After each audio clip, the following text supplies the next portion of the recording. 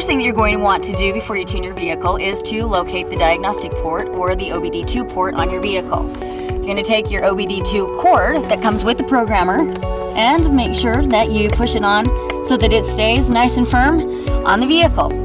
Has an HDMI end on it, as you see right here on the top of the BDX. That's where it's located. Just go ahead and plug that in. Give it here just a second and it's going to come on. Okay, so the very first thing that you're going to want to do when you get the device hooked up to the vehicle is you're going to want to check for updates. Now in the past, this has been a little bit of a process, but that's the one thing that makes this particular device really special. Go to the main menu, go down here to device settings, click on that. Your very first option is going to be check for updates. Go ahead and select that. It's going to come up. It's going to have basically your, information within the device. You're going to want to connect. Continue.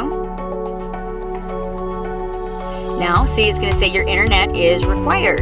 So you need to bring a device within range, like it says. We'll go ahead and continue.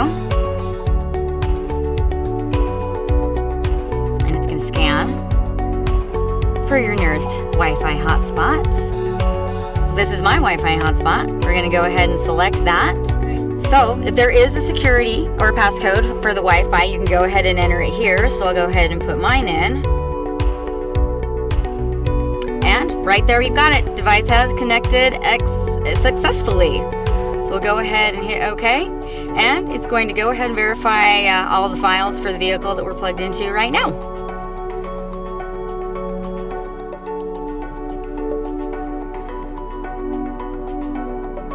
And just like that, your device is now up to date. Okay, so once that's updated, if by chance it happens to give you the options for device updates, like to update the firmware like it's doing for me right now, I am going to want to do that, and you're going to want to do that, especially if you're going to be getting custom tunes from one of your custom tuning dealers.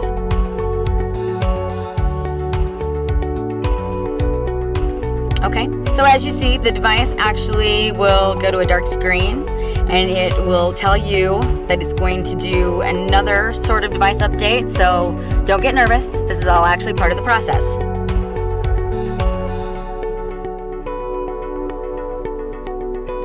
Okay, and there you have it. Your update is complete.